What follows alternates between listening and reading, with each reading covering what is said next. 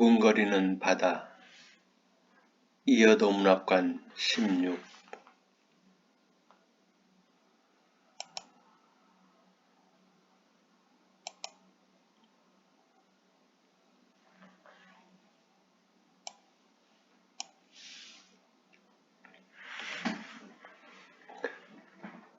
두근거리는 바다. 크리스마스 이브의 부두. 서성이는 바다의 변두리를 돌아 나오는 방파제. 고깃배 세척이 기울어 있었다. 침몰, 반파. 나는 따라 잠겼다. 똑바로 서지 못하는 배들. 쉴 새 없이 흔들리고 그런 배에서 늦은 밤을 하역하고 있었다. 새우, 상어 새끼, 갈고리로 찍어 비늘만 얼굴 가득 돋아나 전등 불빛에 빛나고 늘어선 포장마차 속에서 아무리 머리 맞대고 짜보아도 똑바로 빛나는 꿈은 걸리지 않았다.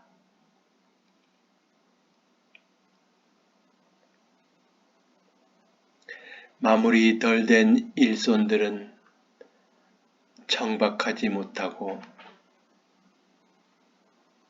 오늘 같은 날 하느님은 이런 부두에도 들르실까? 바다는 여전히 머뭇거리고 삐걱거리는 사랑은 고장난 등대 아래서 갑자기 쓰러지고 바람은 그 위를 덮쳤다. 하늘의 별들이 미끄럽게 쏟아져 기울어진 바다로 처박혀 마구 구겨지는 시간 속으로 그 시간 속으로 보이는 멀리 시가지의 화려한 불빛들이 바닷속에서 흥청거리고 그리움은 언제나 뒷모습만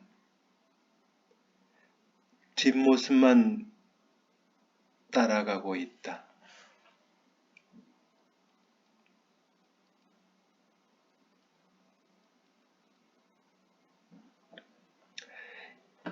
이 시는 아마도 크리스마스 이브날 여수 어느 부둣가를 산책하며 쓴 시 같습니다.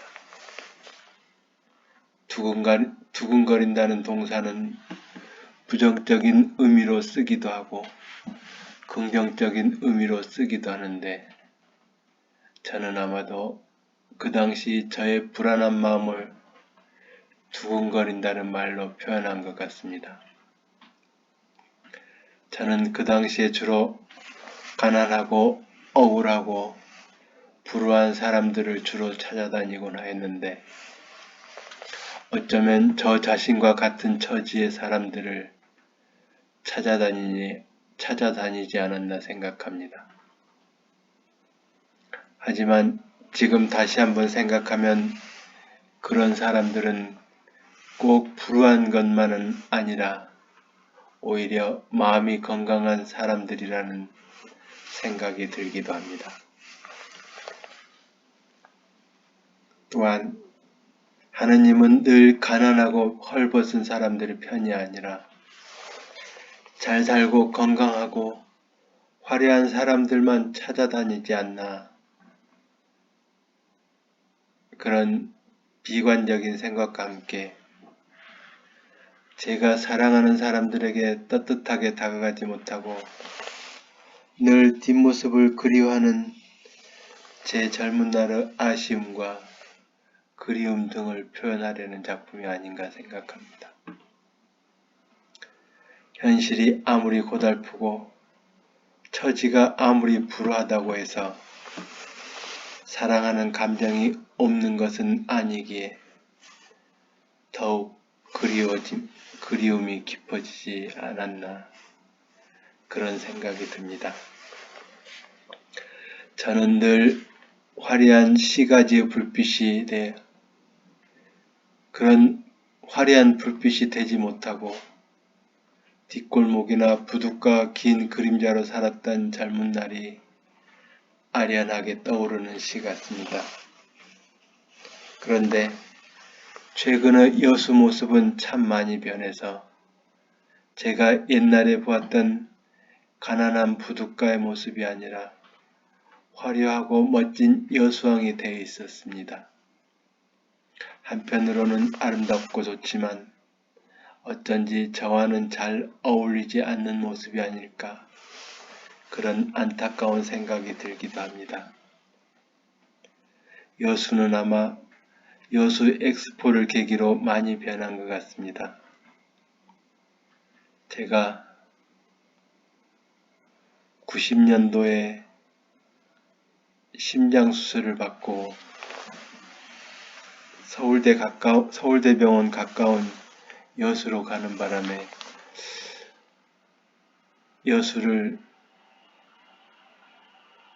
여수에서 오래도록 살지 못했는데 그동안 제가 살았던 때와 많이 변했고 눈부신 발전을 한 것 같습니다. 이렇게 여수항이 이렇게 아름다운 모습으로 변했고 건물도 참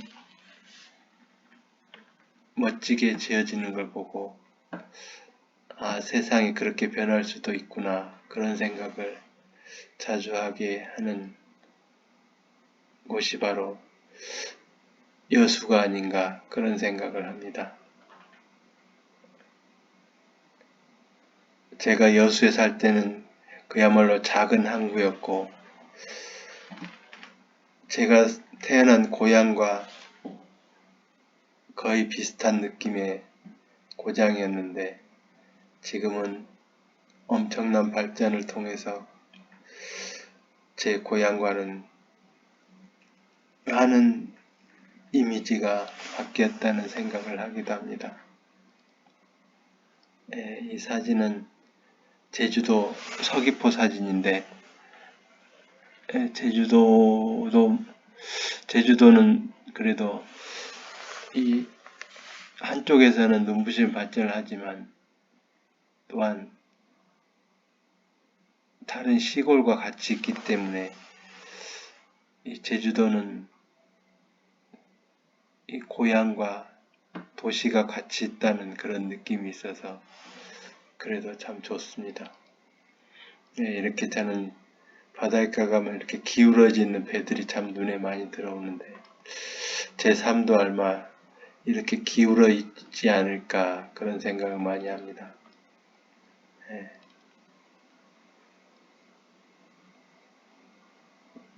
지금도 바닷가를 가면 이렇게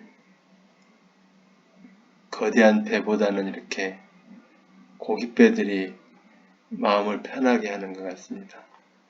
이건 소래포구 사진인데 소래포구도 제가 참 좋아했던 곳인데 지금은 어떻게 변했는지 가본 지가 오래서 잘 모르겠습니다. 그리고 저는 이맘때가 되면 4년 전 겨울이 먼저 떠오릅니다. 4년 전 겨울은 어쩌면 제 인생에서 가장 춥고 가장 외롭고 가장 무서웠던 겨울이 아니었을까 그런 생각을 하곤 합니다. 아마 4년 전 겨울에 동짓날 받았던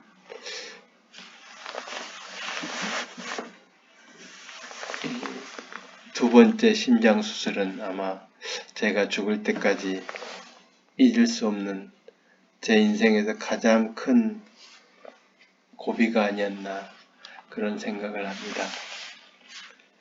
2017년 12월 21일 28년 만에 다시 입원을 하고 처음으로 뵙는 안혁 교수님은 금요일에 수술합시다. 금요일에 수술합시다. 라는 말씀을 듣고 돌아서는데 느닷없이 눈물이 쏟아진다.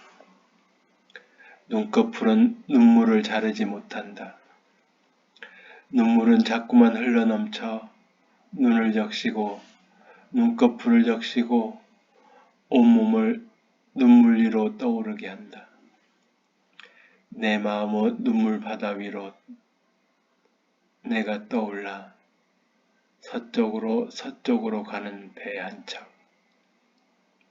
눈물 바다가 바닥을 드러내고 서서히 마르니 몸과 마음이 다시 환해진다. 성수를 이마에 바르며 수녀님께서 나를 위하여 기도해 주신다. 어떻게 알고 찾아오셨을까? 냉담자인 프란치스코를 어떻게 아시고 곁에서 부처님께서도 환하게 웃으신다. 다시 맑아진 마음으로 김은영 간호사님께 나의 마음을 조심히 말씀드린다. 예상했던 것보다 더 심각하여 수술이 커질 것 같다는 말씀에 저는 아직 마음의 준비가 덜 되어 한 1년 후에나 수술을 받고 싶습니다. 그렇게 고민에 고민을 거듭하다가 간호사님께 말씀을 드렸는데 아마 그 간호사님께서 바로 안혁 교수님께 제 마음을 전달해 드린 것 같습니다. 그래서 저는 잠시 후에 다시 안혁 교수님 방으로 불려갔는데 안혁 교수님께서 저의 심장 초음파와 CT와 MRI로 검사한 저의 심장을 보여주시면서 지금 얼마나 심각한 상황인지를 한참 동안 말씀해 주셨습니다. 잠시 후에 나는 안혁 교수님 방으로 불려가 드디어 너무나 보고 싶었던 나의 심장을 직접 내 눈으로 본다. 심장 초음파와 CT와 MRI로 검사한 나의 심장. 아, 이런 심장으로 지금껏 살아남은 것은 기적이었구나. 좌심실방이 완전히 없어져 버린 나의 심장이여. 심실벽이 너무 두꺼워져서 심실 공간이 없어져 버린 심장이여. 그동안 나는 너무 빈틈없이 살아왔구나. 그동안 나는 너무 두꺼워진 벽으로 겨우 버텨왔구나. 겨우 바늘 구멍만한 통로만 남아있는 나의 좌심실. 벽이 너무 두꺼워 입구의 문과 출구의 문까지 망가뜨렸구나. 승모 판막과 대동맥 판막까지 못살게 괴롭혔구나. 그래도 사랑하는 나의 심장은 나를 끝까지 살리려고 판막과 심장 작동을 정상적으로 살아있게 하였구나. 이렇게 나를 끝끝내 살리려고 나의 심장은 남몰래 얼마나 많은 눈물을 흘렸을까. 사랑하는 나의 하트여, 지금껏 너무나 잘 버텨주어서 눈물나게 고맙구나. 이제 하루만 더 버텨주면 너무나 고맙겠구나. 내일이면 그동안 내가 잃어버린 좌심실을 찾아주리라. 두꺼운 벽을 깎아내어 너에게 넓은 방을 만들어주리라. 그리하여 사랑하는 너와 나는 다시 신혼방에 불을 켜리라. 우리 함께 두꺼운 겨울을 뚫고 나오는 노란 눈색이 꽃으로 피어나 따뜻한 신혼살림을 차리게 되리라. 그리하여 우리는 함께 우리들의 아름다운 세상의 복수초 되리라. 복과 목숨의 복수초 되리라. 예, 그때 저는 많은 고민을 했었습니다. 아무래도 이 성공 확률이 50대 50이라 하더라도 이게 본인이 직접 그 상황에 당하면 좀 부정적인 생각을 하게 되는 것 같습니다. 특히 저는 너무 갑작스럽게 수술 날짜를 잡히고 그러는 바람에 너무 당황도 하고 그래서 더욱 고민을 하다가 혹시 잘못될까 봐서 아직은 좀 더 살고 싶은 생각에 수술을 한 1년 정도 미루면 어떨까 그런 생각을 많이 했었습니다. 그래서 이 정밀 검사 결과 상황이 1차 때와는 비교도 되지 않을 만큼 악화된 상태였기 때문에 수술 과정도 어렵고 성공 확률도 많지 않다는 판단 때문에 저는 1년 정도 더 지켜보고 나서 수술을 하면 어떻겠나 그렇게 수술 전날 그렇게 말씀을 드렸었습니다. 그런데 그 안혁 교수님께서 저를 불러가지고 제 심장이 얼마나 위험한 상황인지 하루하루가 얼마나 버티기 힘든 상황인지를 자세하게 말씀해 주셨습니다. 그래서 이렇게 여기 백록담 사진인데 백록담에 구름이 가득 끼어오는 그런 마음이 제 마음이 아니었나 그런 생각을 합니다. 그리고 보통 심장은 이렇게 생겼는데 정상적인 심장은 이렇게 피가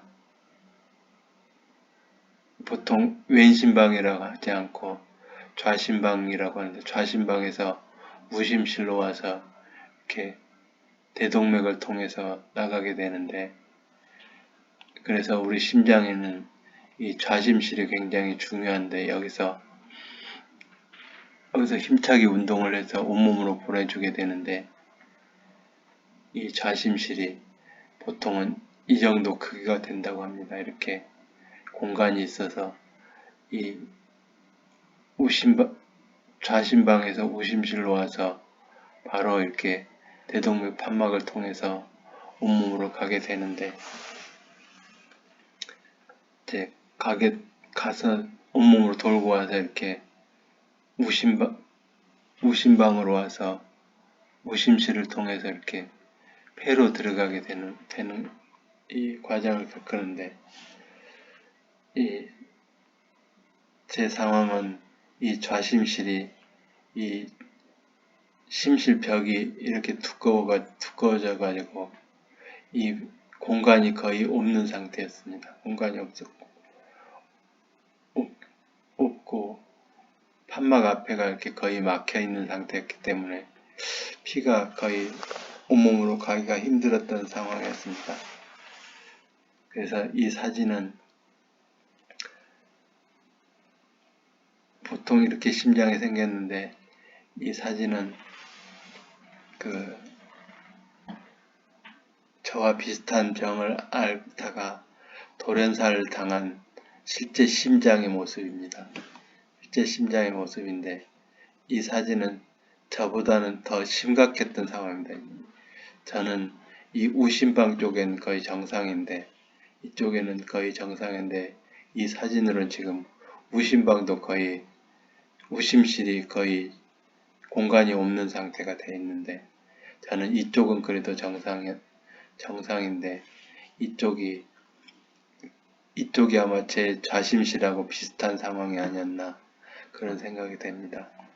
네, 이쪽에는 이렇게 심각하지 않고 특히 이쪽 심실벽이 이쪽 부분이 이렇게 많이 비대해져 가지고 이쪽 좌심실 공간이 거의 없는 상황이 되어 있었습니다. 그래서 여기를 수술을 이렇게 잘라내야만이 이 공간을 마련해 줄 수 있는 그런 상황이었습니다. 그래서 이게 이제 승모판막이고 이쪽에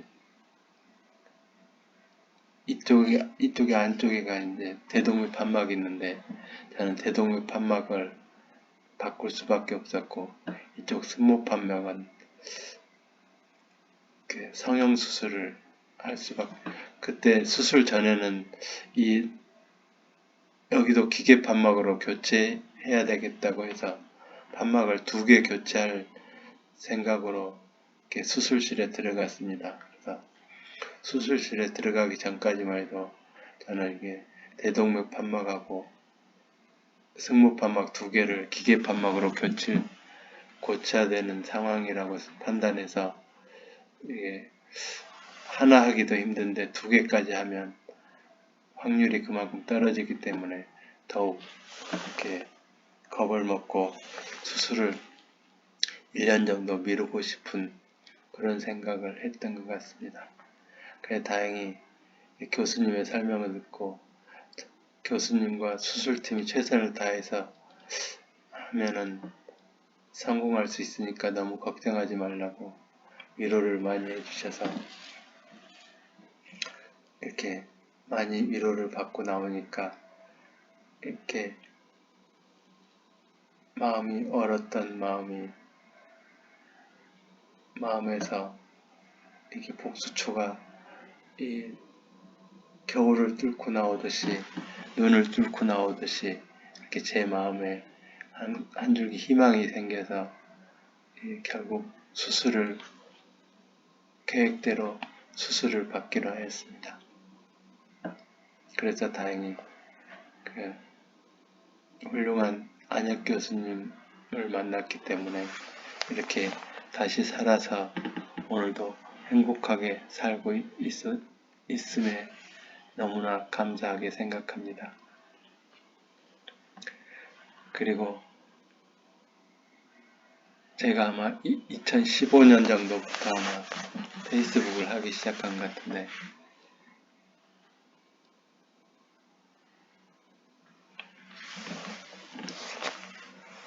그날 이렇게 추억으로 올라오는 글이 참 좋습니다.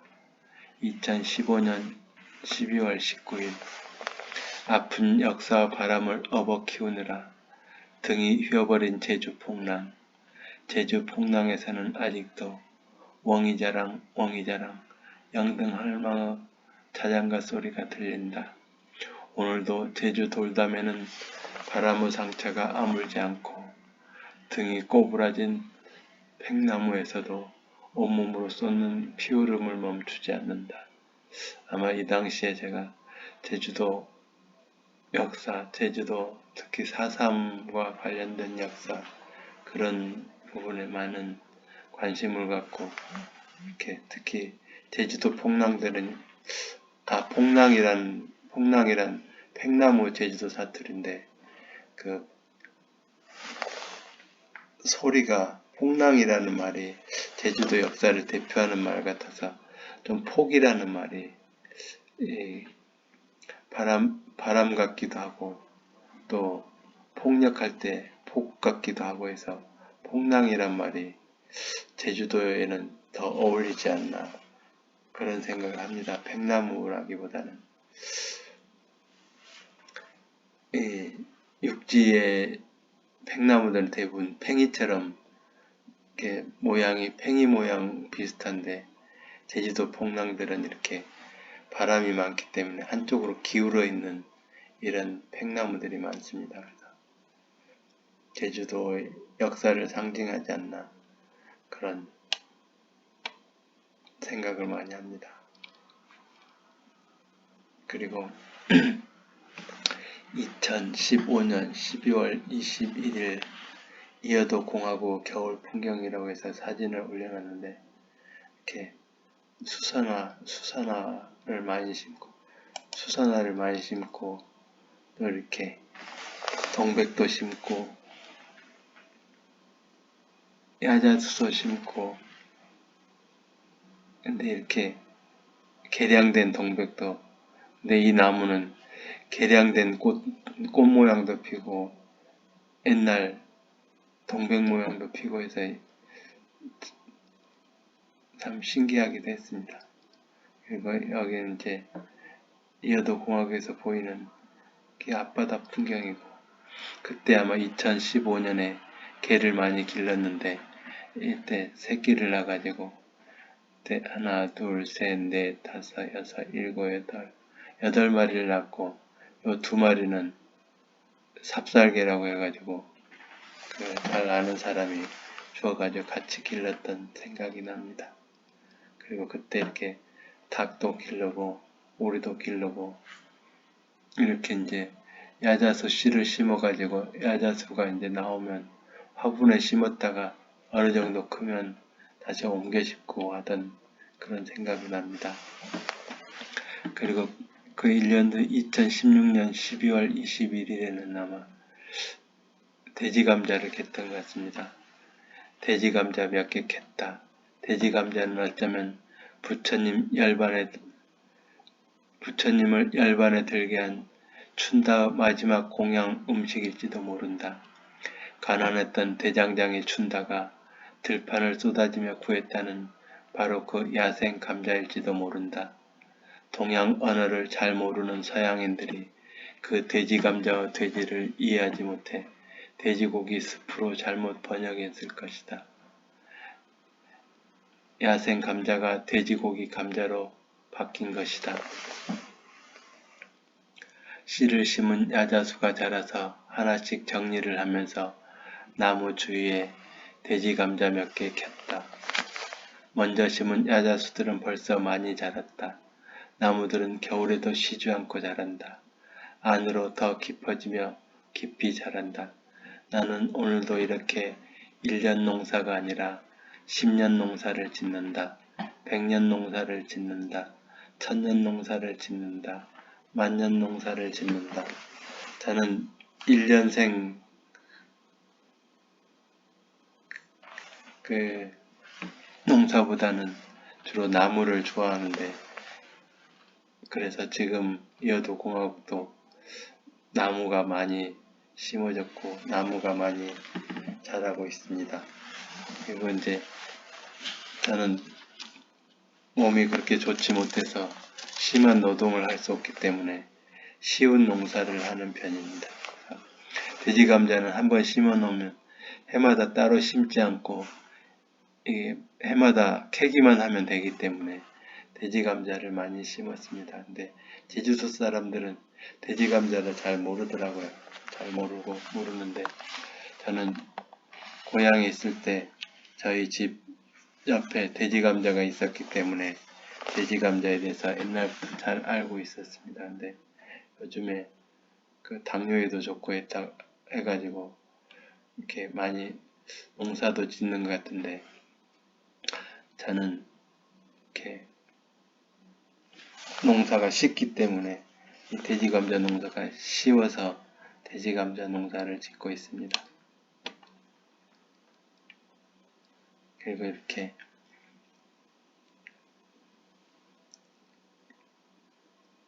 야자수인데 야자수를 하나씩 심으면서 이 주위에 있는 원래 돼지감자를 많이 심었는데 돼지감자가 너무 많기 때문에 하나씩 캐면서 아마 심을 때마다 돼지감자를 캤던 것 같습니다. 요즘도 마찬가지 나무를 심을 때 보면 돼지감자가 참 많이 나옵니다. 이렇게 먼저 심었던 야자수는 벌써 많이 컸고 이렇게 워싱턴 야자수는 그 전부터 내가 기르던 걸 옮겨 심었습니다. 그리고 이렇게 수선화를 많이 심었습니다. 지금도 수선화가 많습니다. 그 야자수도 그게 두 가지가 있는데 이것은 대추야자고 이건 세 가지군요. 이건 워싱턴 야자고 얘는 카나리아 야자. 카나리아 야자는 굉장히 씨를 심으면 잘 나옵니다.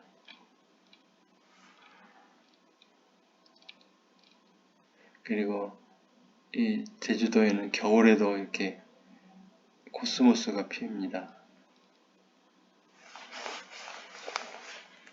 그리고 2018년에도 12월 21일 날 이렇게 평생학교에는 오늘 아침 호박잎이 시들고 수선화가 피어난다.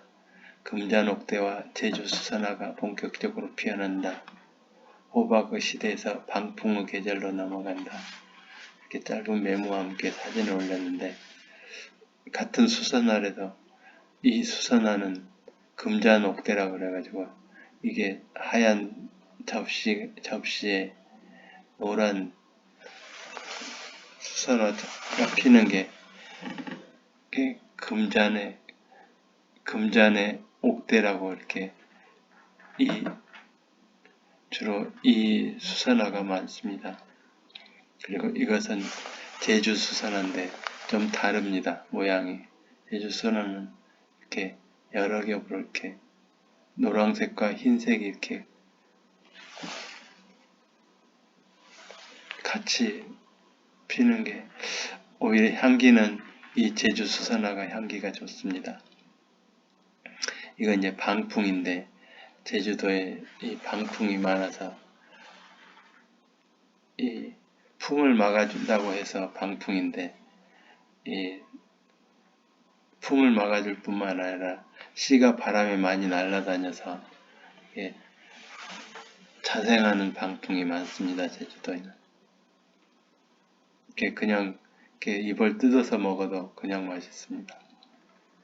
근데 제주도에는 날씨 탓에 겨울에도 이렇게 호박잎이 완전히 시들지 않고 이렇게 파랗고 이 호박도 이렇게 겨울에까지 이렇게 자랍니다.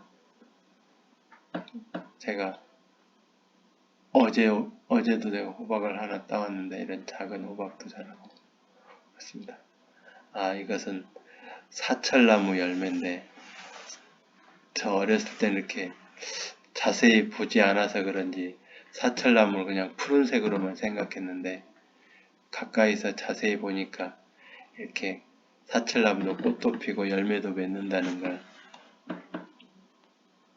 알게 되었습니다. 이렇게 겨울에도 이게 제주도라서 그런지 겨울에도 이렇게 꽃이 피어 있습니까? 제주도 소나무인데 소나무 이렇게 겨울에도 이렇게 막 계속 자라는 게 참 신기하기도 합니다. 이렇게 처음에 이쪽부터 나무를 심기 시작했는데 처음에 심었던 야자수는 벌써 이렇게 2018년도니까 지금은 훨씬 더 많이 자랐습니다. 훨씬 많이 자랐고 이게 이제 씨로 심어서 1년 되면 이 정도 자랍니다. 이것도 야자수인데 이 정도 자라면 좀 더 크면은 이제 이렇게 잎이 하나씩 나서 이렇게 크게 자라게 됩니다. 이때 제일 먼저 심었던 과일나무가 이건 살구나무 같고, 이것은 산수유 나무인데 관리를 잘못해서 산수유 나무는 잘 자라지 못하고 거의 살아있긴 한데 거의 열매도 안 맺고 지금. 그리고 동백을 이렇게 꽤 많이 심었습니다. 동백나무도 많습니다. 이렇게 겨울에도 호박이 달려있고 수선화, 그리고 여기 찰죽도 심어놓고 여기 일부러 이 억새꽃도 갖다 심어놨는데 너무 많이 자라서 지금은 다 바깥쪽으로만 좀 심어놨습니다. 그리고 2018년 12월 20일에는 아마 독립에 대해 생각한 것 같은데, 이건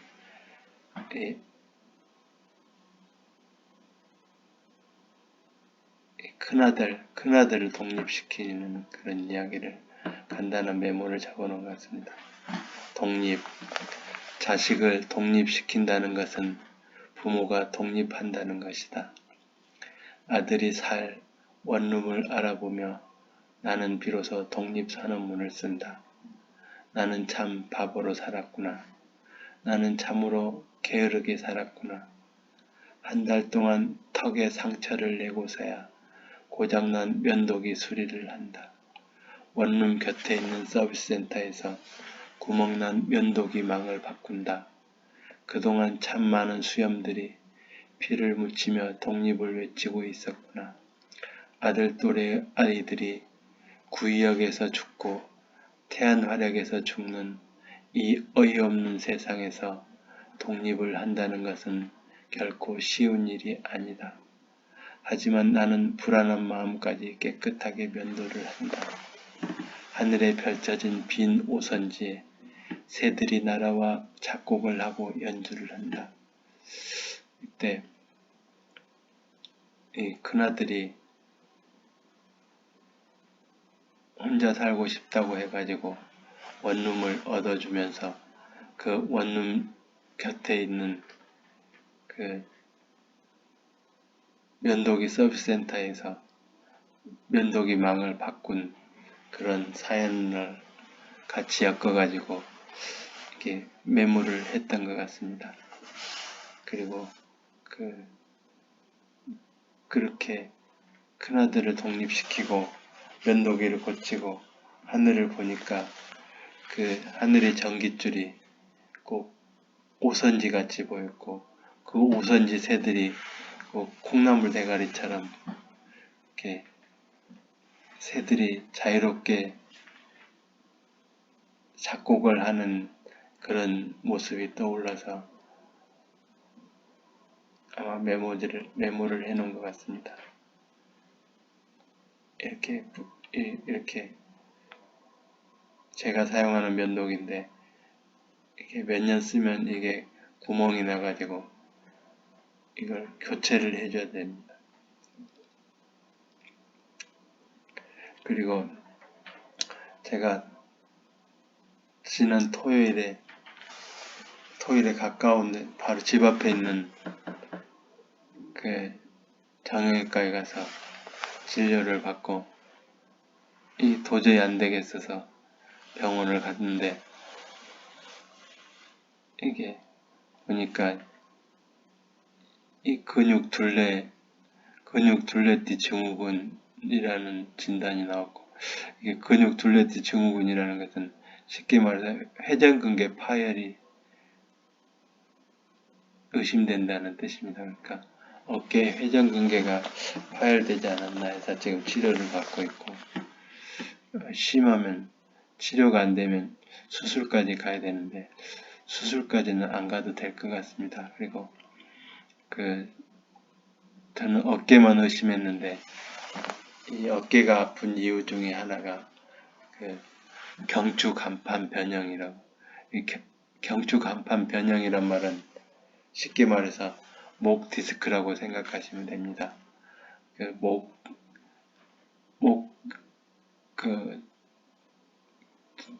쉽게 말하면 경추인데, 목 경추에 보니까, 사진을 보니까, 이 디스크가 좀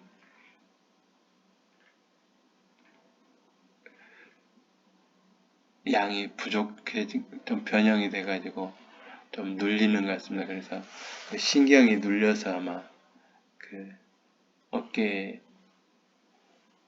통증을 느낀 것 같습니다. 그래서 물리치료를 받는데 보니까는 열치료도 하고 주사를 놓고 거기에 전기를 통하기도 하고 첫날은 뭐 손으로 이렇게 아픈 부위를 꾹 눌러주고 아마 그 손으로 눌러주는 게 아마 도수 치료가 아닌가 생각됩니다.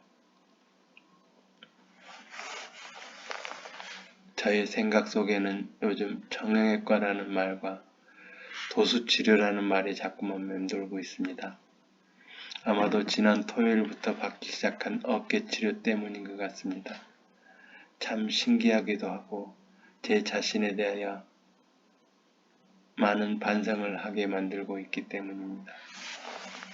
저는 참 바보라는 생각이 자꾸만 듭니다. 저는 너무 잘 참아서 문제가 많은 것 같습니다. 저는 좀 아파도 많이 참습니다. 아니, 많이 아파도 그냥 참아버리는 경우가 많습니다. 읽으면서 보니까 막 오탈자가 많이 나오네요. 바로 써서 바로 이렇게 녹음을 하다 보니까 그런 것 같습니다. 사실은 오래전부터 손이 저리고 팔이 저리고 허리가 아프고 어깨가 아팠음에도 불구하고 그냥 심장만 생각하고 다른 곳은 치료하려고 생각도 하지 못했습니다. 그렇게 저는 제 병을 키우는 재주가 있는 것 같습니다. 무조건 참고 견디는 것이 결코 좋은 습관이 아니라는 생각을 실감하고 있습니다. 아프면 아프다고 말을 하고 그 해결책을 찾는 것이 좋을 것인데 저는 그동안 그러지 못한 것 같습니다. 이제 겨우 2번 간단한 물리치료를 받았을 뿐인데 이렇게 좋아질 수 있다는 것이 잘 믿어지지 않습니다. 이틀에 한 번씩 받을 것 같은데 내일이 벌써 기다려집니다. 토요일, 월요일, 수요일 우리 집 바로 앞에 있는 병원인데 그동안 저는 참으로 어리석게도 이곳에 찾아갈 줄 몰랐다니 놀라운 일이 아니고 무엇이겠습니까? 아무리 생각해도 저는 청명과제가 분명한 것 같습니다. 네, 이렇게 바로 집 앞에 정형외과에 있었는데도 어깨가 그렇게 오래도록 아팠으면서도 찾아가지 않았다는 게 참으로 바보 같습니다. 1층은 정형외과고 위에는 아마 운동치료를 하는 센터 같습니다.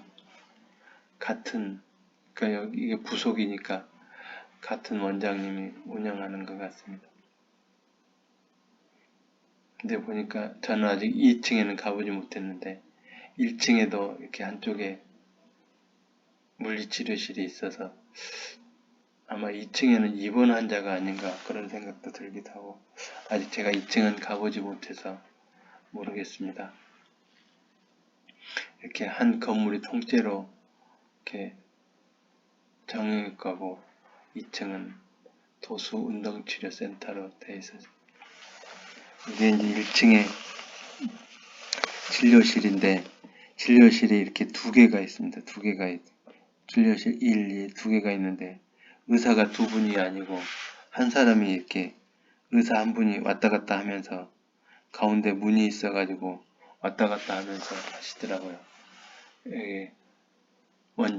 환자가 먼저 앞에 대기하고 있으면 의사님이 이쪽에 진료를 하다가 다음 아침에 이쪽으로 오셔서 또 하시고 이렇게 번갈아 하시는 걸 봤습니다. 네, 이렇게 이분이 들어가면 이제 아마 의사 선생님은 이쪽에서 아마 진료를 하고 계실 것입니다. 이쪽에 들어가서 기다리고 있으면 또 이쪽 마치면 이쪽으로 오시고 이렇게 번갈아 양쪽으로 왔다 갔다 하시는 걸 봤습니다. 아마 이쪽에는 그 다리가 아마 불편한 분도 있으니까 미리 가서 대기를 하는 그런 형식인 것 같았습니다. 이쪽에 이제 간호사 두 분이 앉아서 접수도 하시고 또 이쪽에 안에도 간호사가 있고 그런 체제로 운영되는 것 같습니다. 네, 이쪽에 이제 간호사 두 분이 계시고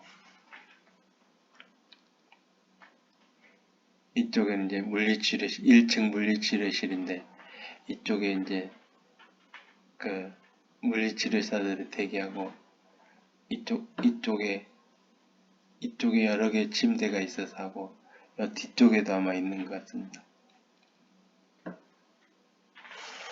네, 여기는 이제 진료실인데 왜냐면 아무도 없었기 때문에 저만 여기서 앉아 있었기 때문에 사진을 찍었는데 이렇게 의사 선생님이 앉아서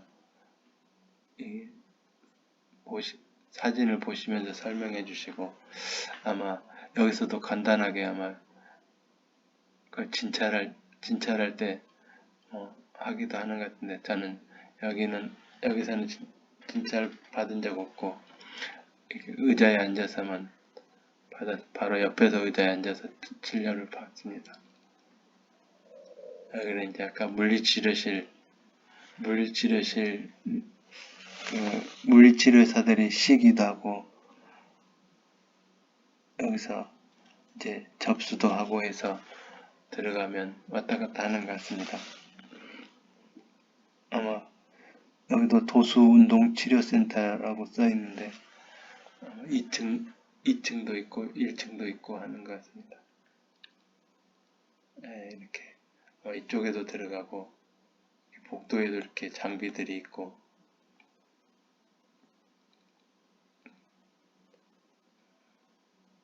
자, 이제 두 번째 날 아마 첫 번째 날은 좀 달랐던 것 같은데 두 번째 날은 그러니까 첫 번째 날 치료하고 두 번째 날 치료가 좀 달랐습니다. 같은 치료를 계속하는 게 아니고 아마 이렇게 단계별로 하는 것 같습니다. 예, 이런 치료도 하고 이게 아마 전기 치료 같은데 자세히는 모르겠습니다. 예, 이렇게 근데 그냥 침대가 아니고 안마 침대라서 안마도 해주고 참 좋습니다. 여기다 시간을 정해놓으면 시간에 맞춰서 해놓고 가면 시간 끝나면 알람이 나가지고 치료사분께서 끝나면 끝났다고 하시더라고요. 근데 저는 아무래도 언어에 민감한 사람이라서 왜 정형외과인지 처음에는 잘 몰랐습니다. 솔직히 뼈를 다루는 데인데 왜 뼈가 정형외과일까 이렇게 해서 외과라는 말을 아는데 정형이란 말은 바르다 혹은 형식이 정해져 있다 그런 뜻일 텐데 근육이나 뼈를 하는 데인데 왜 정형외과 궁금했는데 찾아보니까 근육이나 뼈대 따위의 운동기관의 기능장애를 치료하는 의학 분야라고 해가지고 선천기형이나 변형에 대한 형태의 교정이나 기능 회복을 목적으로 수술하거나 치료한다. 그래서 아마 이게 선천기형이나 변형된 걸 바로 잡아준다고 해서 아마 정형외과가 아닌가 그런 생각을 합니다. 왜냐하면 그냥 뼈를 고친다거나 근육을 고친다는 뜻이 아니고 선천적으로 기형이나 변형된 것을 정상적으로 맞춘다라는 교정한다 해서 아마 정형외과가 아닌가 생각을 합니다. 그리고 제가 다니는 데는 도수치료센터가 같이 있었는데 이 도수라는 말도 처음에는 이렇게 잘 몰랐는데 찾아보니까 그 맨손이라는 뜻인 것 같습니다. 영어로도 매뉴얼이니까 완전히 수동 치료, 맨손 치료, 그런 뜻인 것 같습니다.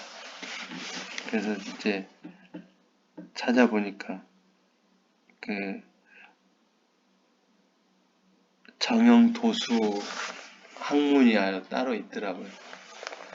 약물 치료나 수술 없이 손으로 척추와 관절 등을 직접 자극하고 틀어진 관절을 바로잡아 통증을 완화하는 것으로 만성 통증 및 운동장애, 자세 이상, 체형 변형을 교정하고 치료하는 방법이다 하고 했습니다. 그래서 물리치료사가 신체의 척추, 관절 및 전신 근육, 근막의 긴장을 이완시키고 교정하여 환자 통증과 기능 개선을 위해 다각도로 접근하는 맞춤형 치료가 바로 도수치료라고 나와 있었습니다. 그래서 더 자세히 보면 정형외과라는 말이 이렇게 골과 관절을 중심으로 하는 건 맞는데 골과 관절을 하니까 골과나 그런 게 아니고 골 관절을 중심으로 하는 운동기계 질환 치관외과인데 아마 이게 정형이란 말이 바로잡다는 뜻, 히라보에서 나왔다고 합니다. 바로잡다는 뜻, 그리고 소화 또는 다리의 뜻을 가진 말의 결합이라고 이렇게 나와 있습니다. 근데 처음에는 그렇게 소화의 육체적인 기형이나 변형의 교정을 목적으로 발족하였는데 현재는 운동기인 사지 질환의 외상 이외에 척추 질환까지 취급하고 있다. 그러니까 처음에 이게 시작된 건 주로 이렇게 소화의 육체적인 기형이나 변형을 교정하는 그런 과로 출발했던 것 같습니다. 근데 나중에 그게 확대되다 보니까 뼈 전반을 아마 관장하는 과가 되지 않았나 그런 생각이 듭니다. 그래서 저도 이번 기회에 많은 걸 배울 수 있어서 좋았습니다. 이렇게 서울대병원 진료학과 정보에 의하면 정형외과라는 말이 히라보에서 나왔다고 이렇게 나와 있습니다. 그래서 아마 처음에는 아까 소화기 변형이 주였던 것 같은데 세월이 지나다 보니까 또 이렇게 사람들이 이렇게 운동하다가 다친 사람도 많고 그러다 보니까 이렇게 확대돼서 정형외과가 정착되지 않았나 그런 생각이 듭니다. 전에 왜 정형외과라는 생각을 많이 했는데 지금은 확실히 이해가 됐습니다. 그래서 이렇게 정형 도수 치료학이라고 이 역사도 상당히 오래됐더라고요. 그래서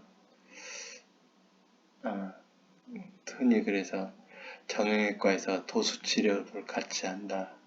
그래서 아마 제가 다니는 병원도 정형외과인 동시에 그 부속으로 도수 치료 센터를 같이 운영하지 않나 그런 생각을 하게 됐습니다. 아마 역사가 굉장히 깊습니다. 아마 도수치료하고 정형외과는 거의 같이 가는 분야인 것 같습니다. 이렇게 맨손으로 도수라는 말이 맨손이란 뜻이니까 맨손으로 이렇게 치료를 한다. 주로 수술을 하지 않고 맨손으로 치료를 한다. 그런 뜻에서 도수 치료라고 생각 많이 하는 것 같습니다.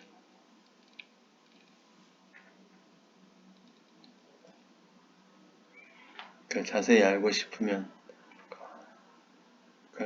찾아보시면 금방 알 수 있을 겁니다. 저는 이제 특히 이렇게 근육 둘레띠 증후군하고 경추 간판 변형에 대해서 또 제가 직접적인 당사자이기 때문에 찾아보았습니다. 주로 중요한 것은 이 어깨나 팔이나 이 손이 저릴 때는 어깨 자체도 문제인 경우도 있지만 이 경추, 목 디스크일 경우가 많다고 이렇게 나와 있습니다. 예, 여기서 보면 계속되는 손저림, 근육통, 어쩌면 당신에게도 그러니까 목 디스크가 원인일 수 있다는 것입니다. 저 경우도 아마 목 디스크 때문에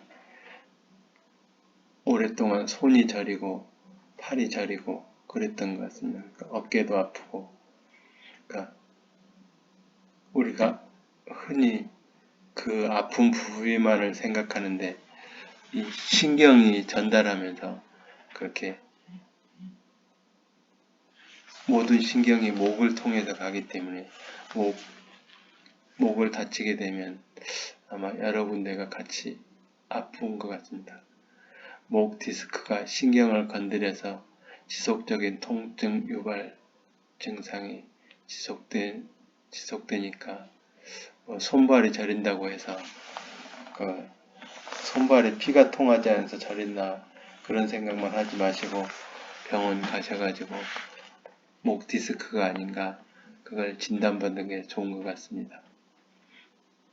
그러니까 이분도 아마 목 디스크 때문에 다른 내가 이렇게 팔이 오래 저렸는데 검사를 해보니까 목 디스크 때문에 그 팔이 저렸다는 그런 내용입니다. 그러니까 요즘에는 특히 컴퓨터나 스마트폰을 많이 하다 보면 목 디스크가 걸릴 확률이 많다고 합니다.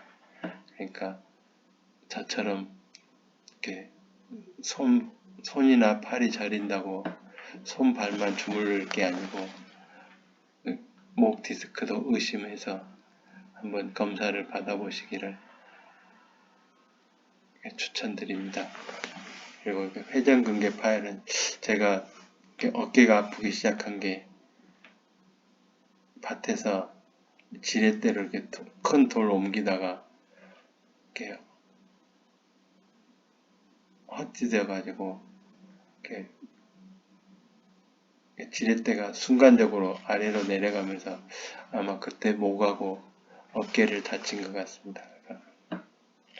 회전근개 파열도 의심되고 목 디스크가 근데 회전근개 파열 같은 경우는 알려면 MRI를 찍어봐야 된답니다. 근데 지금 MRI 안 찍어도 상태가 많이 좋은 걸 보니까 그렇게 많이 파열된 것 같지 않고 일단 치료를 받아보고 그래도 안 되면 아마 MRI까지 찍어봐야 되지 않을까 그런 생각을 합니다. 근데 지금 생각으로는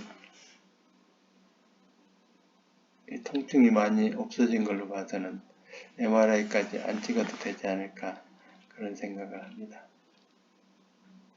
네, 그리고 너무 아픈 이야기만 해서 여러분도 같이 아플 것 같아서 제가 이렇게 제주도의 아름다운 영상을 몇 개 올려놨습니다. 마음이 건강하면 몸도 덜 아프다고 합니다. 그래서 건강한 몸과 건강한 마음을 위해서 아름다운 제주도 영상 몇 편 추천합니다. 편한 마음으로 감상하시길 바랍니다. 제주도 오셔서 직접 보시면 좋겠지만 이렇게 제주도까지 오시지 않으셔도 이렇게 아름다운 제주도 영상을 보시면 아무래도 마음이 힐링이 되지 않을까 해서 여기 제주도 영상을 몇 개 링크를 걸어놨으니까 시간 되시는 대로 보시면 좋겠습니다. 여기서는 이건 1분밖에 안 되니까 그냥 한번 같이 여기서 보시면 이게 지금 이 백록담인데 백록담에 구름이 이렇게 지나가는 모습이 보입니다.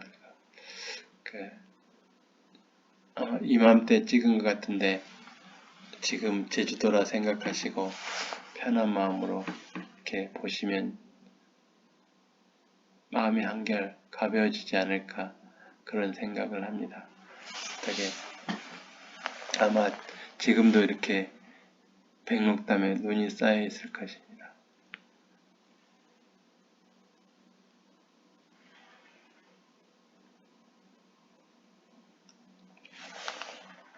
요즘에는 보니까 자기가 보고 싶은 영상을 찾아서 볼 수 있다는 게 참 좋은 것 같습니다.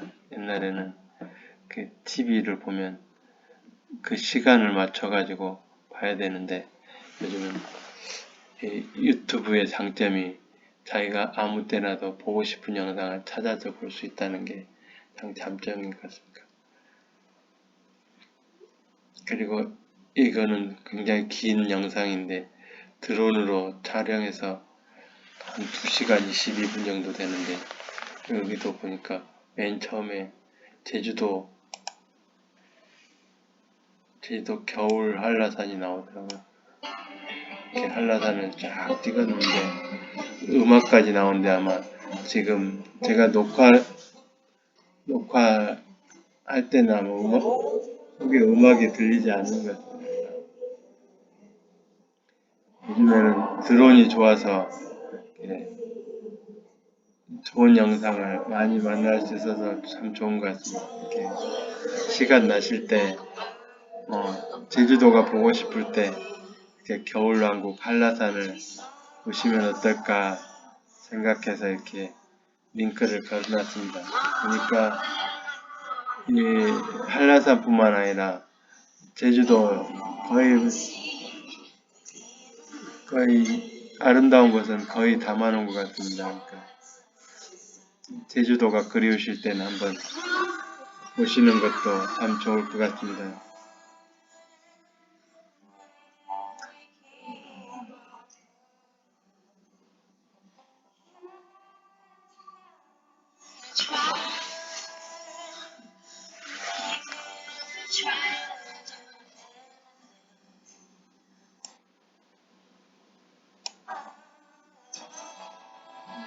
네, 네.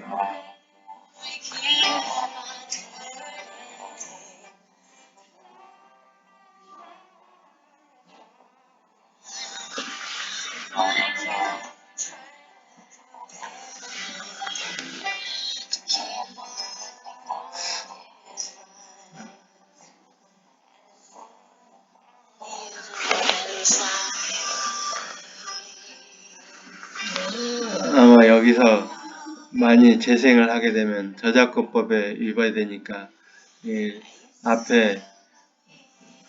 앞에만 이 광고형 이 유튜브 광고 정도만 될 수 있게 짧게 보여드리도록 하겠습니다. 그 전체를 보시려면 직접 유튜브에 들어가서 검색해서 보시면 되겠습니다. 사실은 음악도 깔려 있는데 아마 여기서 제 영상에서는 음악이 들리지 않을 것입니다.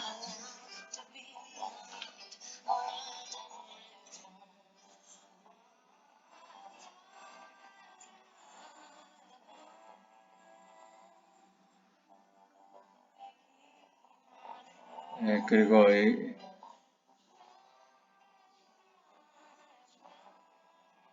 여기 보니까 제주도 추천 베스트 50 여행지 이 동영상도 좋은 것 같습니다. 제주도에 직접 오시지 못한 분은 이런 동영상을 찾아서 보시면 간접적으로 힐링이 되지 않을까 그런 생각을 합니다. 네, 제주도 추천 영상도 앞에만 잠깐만 보여드리도록 하겠습니다.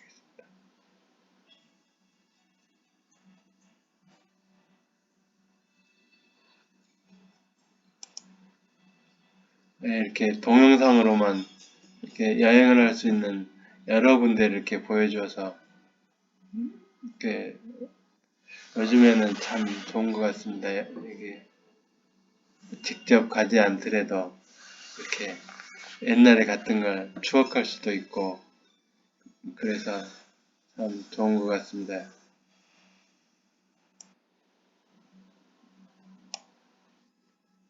네, 이렇게 성산 일출봉도 나오고 제주도 보리밥부터 해가지고 여기는 비양도 같습니다. 협재해수욕장 같습니다. 제주도 이렇게 바다 색깔이 참 좋습니다. 김영이라 합니다.